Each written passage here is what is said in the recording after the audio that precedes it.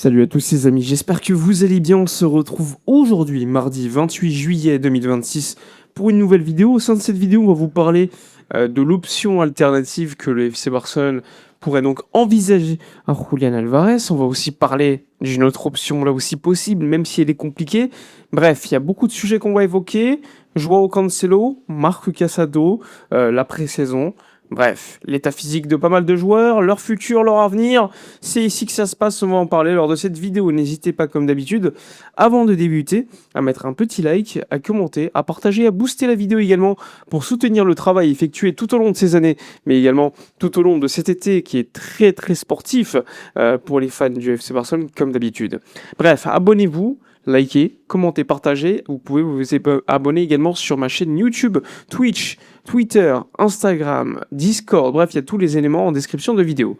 Let's go, c'est parti. On y va. On débute. Alors avec tout d'abord l'alternative, l'une des deux alternatives dont le FC Barcelone évoque à Julián Alvarez. Alors pour évoquer le sujet Alvarez aujourd'hui n'est pas clos. Je tiens à préciser que vendredi dernier, selon Gérard Romero, vendredi dernier, il y a quelques jours, le joueur a donc demandé une réunion auprès de l'Atlético de Madrid pour évoquer son avenir.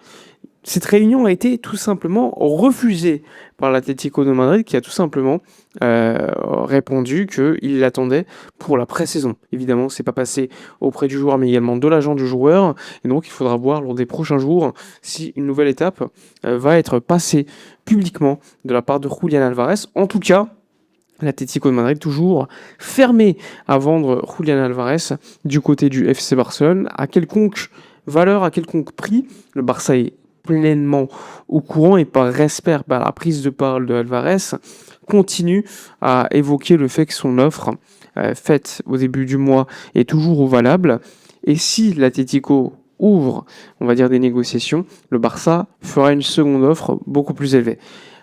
Évidemment que le sujet Alvarez est compliqué et pour cela, aujourd'hui, on peut le dire, le Barça travaille sur des alternatives.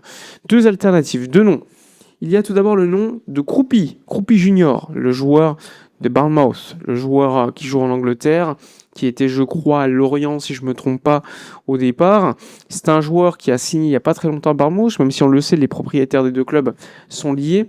C'est un joueur qui a impressionné pendant une demi-saison du côté de l'Angleterre. C'est un très jeune joueur, il ne faut pas l'oublier, très technique. Ça, il n'y a pas de doute sur son talent individuel.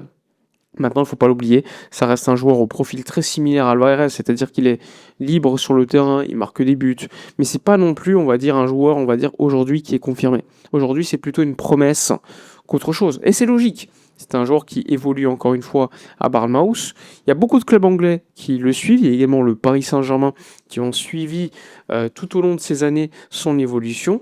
Ils le savent, c'est un talent. Pour autant, c'est quand même un joueur qui coûte pas mal cher. Bournemouth serait ouvert à la négociation aux alentours de 130 millions d'euros. On parle quand même d'un joueur qui, au début de l'été, lorsque le PSG s'est approché de Bournemouth, on leur a dit même 100 millions d'euros, ça ne nous intéresse pas. Le directeur sportif en a même parlé publiquement. On le sait, Bournemouth, c'était un club qui est très bon vendeur. Ils ont quand même vendu Zabarni, Dina Hussein à plus de 60 millions d'euros.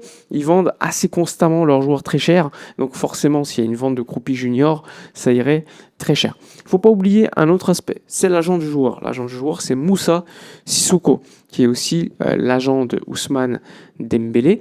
Et vous vous rappelez peut-être pas, mais les relations à l'époque entre Matteo Alemany et Moussa Sissoko était négative. Puis ensuite, les relations entre Joan Laporta et l'agent du joueur ne sont pas au beau fixe, parce que je le rappelle, peut-être que certains l'ont oublié, l'agent du joueur a déposé plainte contre le FC Barcelone il y a à peu près 2-3 ans, après le transfert du joueur vers le Paris Saint-Germain, parce qu'il réclamait une prime en plus. Donc évidemment que c'est problématique, les relations entre le club et l'agent du joueur ne sont pas les meilleurs, loin de là. Et donc, ça peut être une chose qui pourrait, on va dire, freiner les ardeurs du Barça.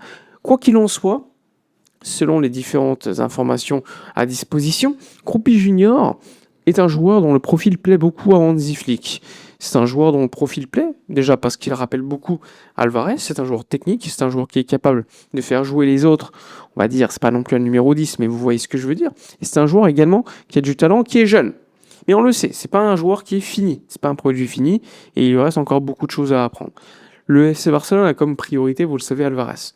Mais une des options est Kroupi Junior. Et l'autre option qui plaît beaucoup à Hansi Flick, même si je tiens à le préciser, pour le moment, aucune avancée a été effectuée par le FC Barcelone, c'est Lautaro Martinez, le joueur de l'Inter de Milano, qui évidemment, lui est très heureux à Milan, il n'y a pas de problème, il sort d'une Coupe du Monde, il est en vacances tranquillement.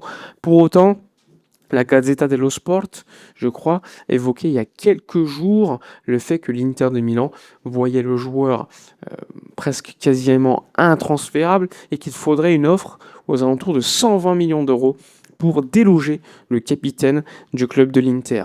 Alors évidemment, 120 millions d'euros, si l'information est vraie des médias italiens, ou 130 millions d'euros pour Kroupi Junior du côté de l'Angleterre, pour moi, il n'y a pas trop de débat. Même si, évidemment, on parle d'un côté d'un joueur, un gros prospect à l'avenir, et de l'autre côté d'un joueur déjà fini, qui est déjà assez référencé sur la scène internationale, qui a déjà joué finale de Ligue des Champions, finale de Coupe du Monde, et même qui a gagné aussi.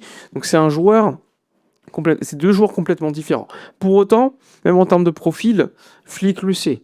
Aujourd'hui, sur le marché des transferts, les numéros 9, qui est un profil qu'il veut absolument renforcer, il veut renforcer plutôt le numéro 9 plutôt que la défense centrale aujourd'hui. C'est un profil nécessaire, et quand tu regardes le marché, ceux qui pourraient intéresser Hansi Flick sont quasiment tous intransférables.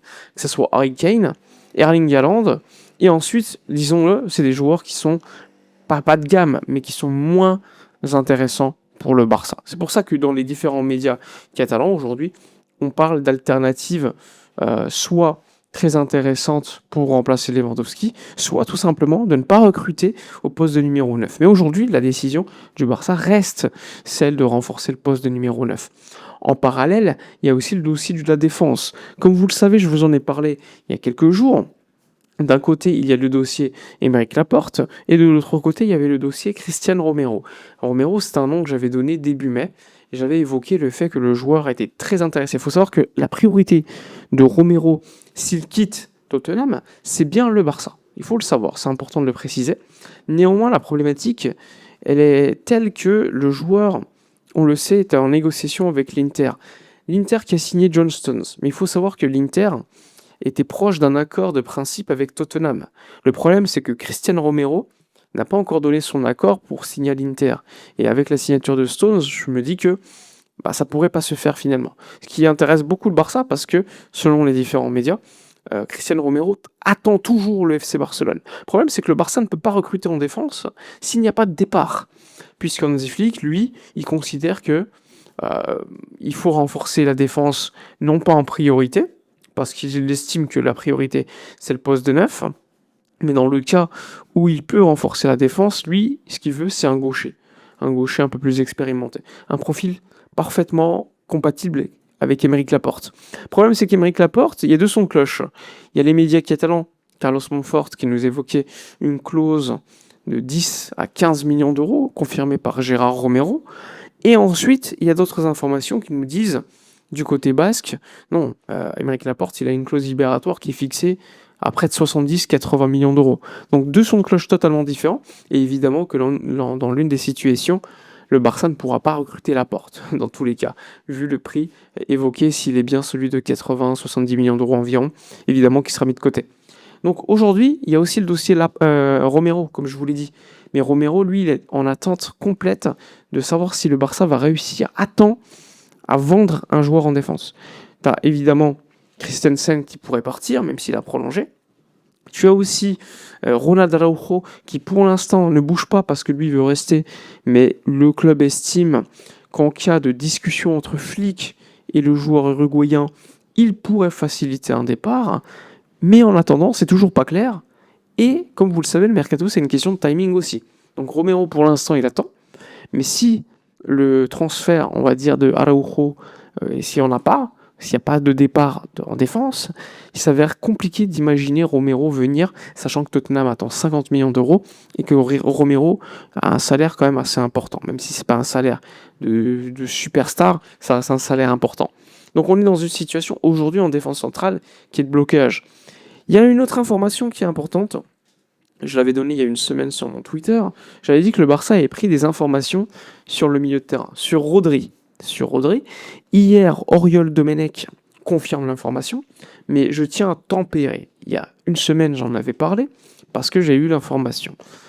À ce moment-là, on parle beaucoup de l'intérêt du Paris Saint-Germain et du Real Madrid. Ce que je peux dire, c'est que le PSG et Rodri, aujourd'hui, il n'y a pas de faisabilité.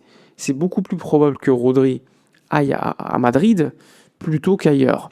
Tout simplement parce que le joueur privilégie un retour à Madrid. Il ne faut pas l'oublier, Rodri, c'est un joueur, d'ailleurs, qui était à l'Atlético. Et si je ne me trompe pas, avant d'être à Villarreal, où il a passé pas mal de temps, il était de Madrid. Donc c'est quelqu'un qui est originaire de là-bas, si je ne me trompe pas. N'hésitez pas à me corriger dans l'espace commentaire. Le Barça a pris des infos. Le Barça a pris des informations sur le salaire, sur les prix éventuels de transfert. Tout le monde est au courant à ce niveau-là. Et aujourd'hui, compte tenu, on va dire, de la situation actuelle du Barça, le Barça est en attente de départ avant de pouvoir agir. Et dans le cas où le Barça pourrait agir pour Rodri, je pense que ce serait trop tard. Pour des raisons déjà de timing, mais également de prix et de salaire demandé. On parle d'un salaire très très élevé demandé par Rodri. De l'autre côté, le Barça est en quête de vente de Casado.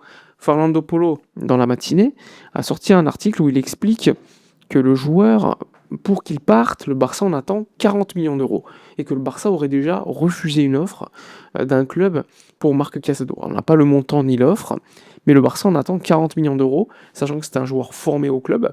Forcément, tout est une plus-value comptable. Et qui dit plus-value comptable dit limite salariale qui augmente. Dans le cas où Casado, évidemment, est vendu, le Barça pourrait donc aller sur le marché des milieux de terrain. Mais encore une fois, je le rappelle, est-ce qu'à ce moment-là, il y aura sur le marché des milieux de terrain pertinents? C'est une autre question. En tout cas, le Barça le sait. Vous avez vu la convocation des départs hier pour la pré-saison. De Jong fait partie du voyage, mais il sera out au minima 3 mois, voire plus, si a posteriori il y a opération.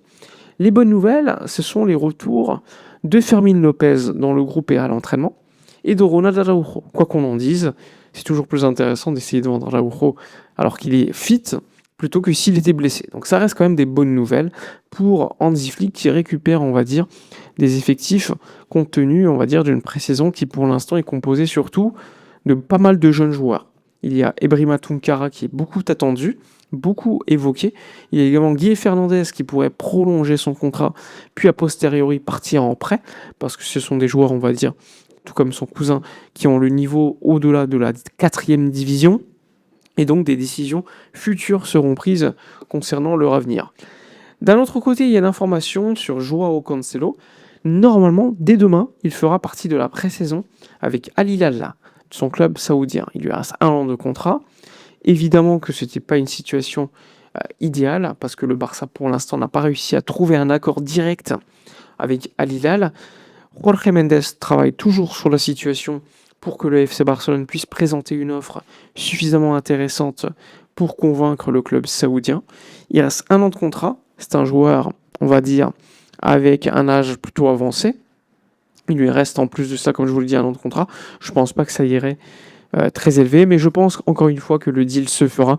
C'est surtout une question de timing et de gestion, on va dire, des timings de la part du Barça. Mais à mon avis, Cancelo, je sais que ça énerve, parce que ça doit être un dossier qui doit être réglé rapidement, mais il faut être aussi réaliste. En tant qu'on analyse le football, le mercato, etc., on fait le constat du fait que le Barça gère mal les timings, parce qu'on aurait voulu que le joueur soit déjà présent pour la pré-saison avec Hansi Flick. Pour autant, on peut aussi reconnaître que l'opération sera probablement effectuée un peu plus tard dans l'été. Mais je le rappelle, moi ce qui me préoccupe, c'est qu'on est quasiment début août, et que nos deux pistes de renfort attendues avant le mercato n'ont pas encore été effectuées. C'est-à-dire le numéro 9, ni la défense centrale. Pour moi, c'était les 2 éléments qu'il fallait renforcer. Au début de l'été, rappelez-vous, Flick avait refusé Alessandro Bastoni, alors que l'opération était bien engagée avec le joueur. Ensuite, on a pas pu avancer sur le dossier Alvarez, en tout cas pour l'instant. Donc il y a eu un gros blocage au niveau du mercato. Donc nos deux volontés primaires de se renforcer, pour l'instant, n'ont pas été effectuées. Ce qu'on a fait, c'est renforcer l'attaque, on va dire, le poste d'ailier gauche, avec notamment Anthony Gordon, parce que Rafinha s'était beaucoup blessé l'année dernière. On a amené Karim Adeyemi, mais la réalité, c'est que pour l'instant, notre effectif est moins bon que celui de l'année dernière. Alors il y a encore du temps, mais attention, il reste un mois de mercato, et pour l'instant, le job n'a pas été fait, loin de là. Donc on va être évidemment patient, malgré tout, on va être observateur des différentes situations.